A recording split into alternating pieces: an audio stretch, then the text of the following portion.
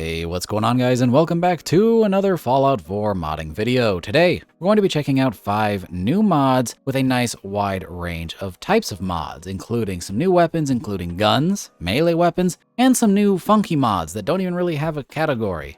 But it's going to involve drivable vehicles, which is going to be very, very fun. A very different kind of mod that we've ever talked about on this channel, but one that's very exciting and I can't wait to show off. That'll be a little bit more towards the middle of the video, but first, before we get into each of these mods, I do want to bring up something while you guys are here. I want to talk about all of my wonderful Patreon members. Those of you who are supporting me on Patreon are absolutely amazing, helping me make all kinds of content like the videos here on YouTube and the mods that I'm producing all the time on Nexus. Thanks to your continued support, I'm able to make really, really cool projects. It is such an amazing thing. If you'd like to support the work that I do directly, you can do so using the link down in the description to do so on Patreon, but of course, that is completely optional. It's not something you need to do, but it is very much appreciated if you decided to do that.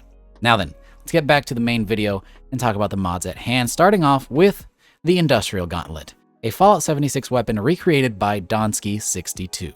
Now, Donsky has been recreating a ton of different weapons from Fallout 76, and this one is a really, really cool creation of one of the unarmed weapon options in Fallout 76, known as the Industrial Gauntlet, which includes all of its really cool attachments that change the way the weapons function in a variety of ways. The aesthetic of this thing is really cool. I love the recreation. The models and textures look perfect, perfectly remade, and look great in Fallout 4. Like I said, this thing is going to have customization options over at the weapons workbench, allowing you to change between the saw head as well as the big sort of ballistic fist that is on the front of this thing. I believe the official name for that mod is the shock pads. I believe this is the 76 approach to the old New Vegas Zap Glove, which is a really, really cool callback to the old weapon. So now we have a version of that in Fallout 4 as well. And what's really cool about it is it is actually integrated into the world. For an unarmed weapon like this, you typically don't see that kind of integration, but luckily, thanks to Donsky, we do have that, and it is handled through Robco Patcher. Yes, that means you will have to download Robco Patcher for this mod to work, but most people are probably using that already. At least people who are really up to date with Fallout 4 modding. It's a pretty standard requirement for a lot of things, so that's not really too much of an ask to have that installed. So once you do have this mod installed, it'll start spawning the Industrial Hand with its mods after level 25 anywhere that you might find a Power Fist, which is a great way to integrate this weapon. Now, what's really cool is there are actually a couple of uniques on top of this. Even though there aren't a ton of different attachments, there are a couple of uniques to add some more spice and variety to this weapon. Starting off with the unique known as Insult to Injury. This is one found by the Grieving Raider, northwest of the Jalbert Brothers disposal site. Additionally, there is an Ultra Sight Fist, another 76 reference, and that one can be found in the Pridwin Armory. There's not too much more to talk about with a weapon like this. It is a really nice recreation that has been done very, very well, with a lot of custom effects on top of the models and textures, including some really cool particle effects. Besides that, though, it is still an unarmed weapon with not a ton of attachments, but it's a really, really high quality one. I'd say it fits in line pretty much with the rest of the vanilla melee weapon options in Fallout 4. Now, the next mod we're checking out is another Fallout staple known as the Sterling SMG by MrLameGaming.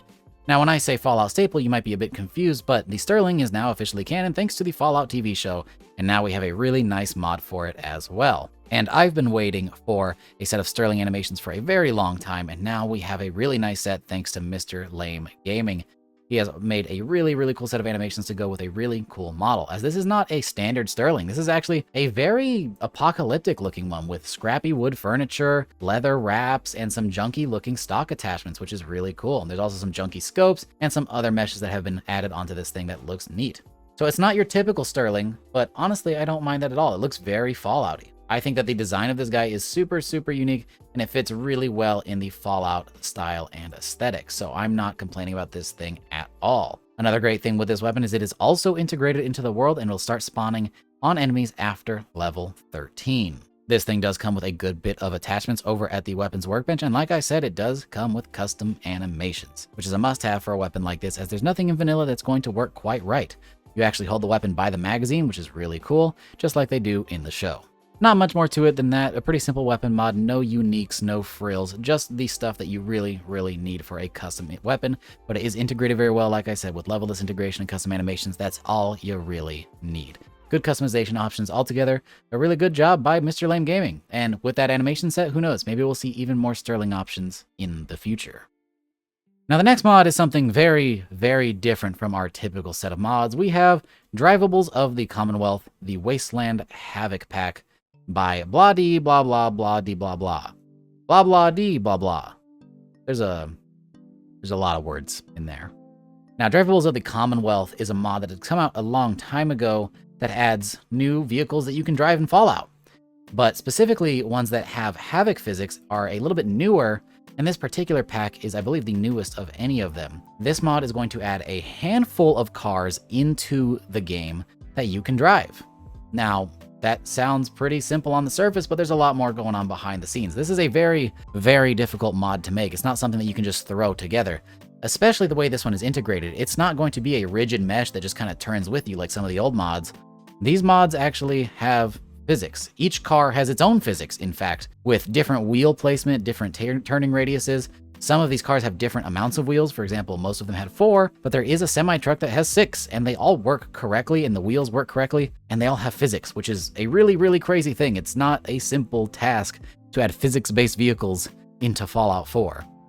Obviously, that means there is going to be a teensy bit of jank here and there. It's not going to be perfect implementation. You don't ever see your character really driving the vehicles. You just sort of become the vehicle.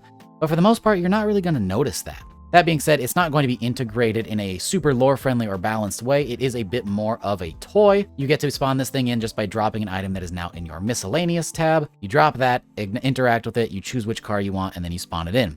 There will be a huge list of controls that you can look at to see how to pilot these things, but they're relatively simple. You just kind of need to know the keybinds to get in and out of these things. And besides that, you're good to go. And there are lots of cars to choose from. And the cool thing about this pack is that they actually fit very well in Fallout. Surprisingly, all of these cars seem like they could belong in the universe. They're very scrappy and rusty. They look like they've seen some damage, but also they look appropriate for the era and art style of Fallout, which is really cool. It's not just some random models that were thrown in here that are any random car. Now, one thing I want to touch on specifically with this mod is the physics on these vehicles. We've talked about it a couple times already, but what's really cool is, like I said, each of these models has their own physics and hitboxes. So when you interact with things in the world, it's going to be based on the car. If you run into an enemy with your car, they will actually get hit, as will the rest of the environment. And that also includes the road and your tires, everything. If there's a bump in the road or maybe a divot that you run into, it will interact with your tires correctly. Well, correctly might be a bit of a stretch. It's a little exaggerated with the physics, but it's about as best as we're going to get right now, and it's pretty dang cool. That means you could theoretically flip your car, especially if you get up to speed. You'll run into things, you'll crash, you'll fly off the road, and in some cases, you know, occasionally you'll fly into the air at Mach 10. Regardless, the physics are there, and they're really, really cool. Typically, when we see vehicles being implemented into games like these, they just don't work quite right, but these ones are really, really good. I've been seeing some stuff like this in New Vegas as well, so it's really cool to see vehicles implemented in this way in Fallout 4. Maybe one day we'll get even more implementation on the gameplay side of things, so it's not just something you spawn in from your Pip-Boy, but maybe we'll get a car store like we have in New Vegas or something like that. People have been asking for vehicles in Fallout 4 for a very long time, and we're finally starting to see some really, really good interpretations of what that might actually look like at a functional level. So seeing this mod fully functional and working is really awesome, with minimal bugs and only a smidge of jank, but that's part of modding Fallout anyways, isn't it? Now up next, we have a brand new weapon mod by R101 and that is the R101 Rifle. This is R101's attempt at making an assault rifle for Fallout 4, since as we know, the assault rifle is a bit more of a machine gun than anything. They wanted to make something that fits more as a sort of standard assault rifle, with a lot of versatility and a lot of customization and a lore-friendly looking aesthetic. This thing is made out of sheet metal and rivets and big areas that are completely made out of wood. There are some artistic choices that leave me a little bit confused. It may not be exactly how I would do it, but for an original design, I think this gun is pretty dang good. It looks like it takes a lot of inspiration from G36s and different models in that family, so that's really cool. That's going to be the charging handle and some carry handle options, as well as some sights. I think they look really cool. It's a different, new style of approaching it for Fallout 4. There are some things I question a little bit, like carry handles and scope mounts that seem to be made out of wood. That is an interesting choice. It's not one that's completely absurd, but it's definitely not something you typically see. But it's definitely unique, so if you're looking for something that's different than the standard gun, this is definitely one that you'd want to look into. Functionally, this thing is going to be a pretty basic 5.56 assault rifle. I think the thing that it really brings to the table is its style and its design.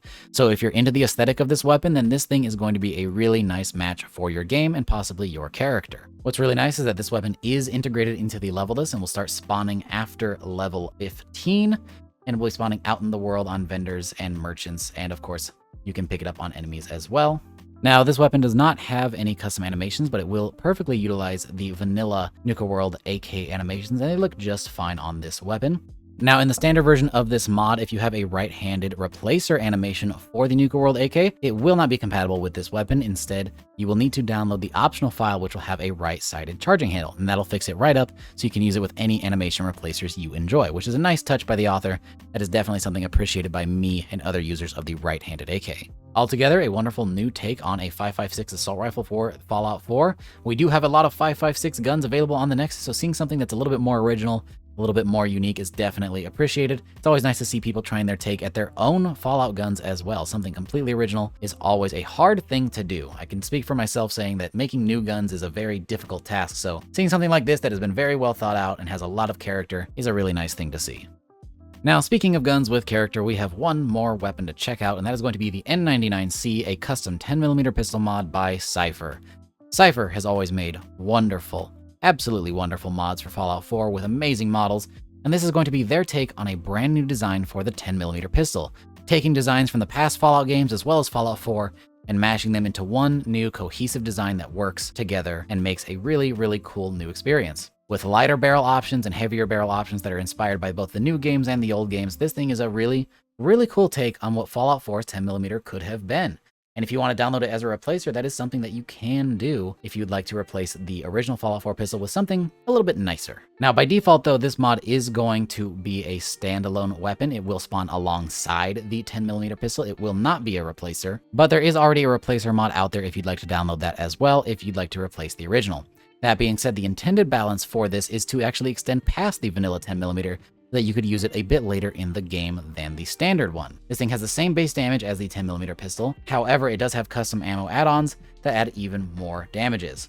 There is a set spawn for this thing in Vault 111, however, it is also added to the leveled list, so you will be able to find this on enemies out in the world. This thing does come with some customization over at the weapons workbench. It's not an intense amount, but it is just enough to give you the things that you need, like different magazine sizes, suppressors, and barrel options.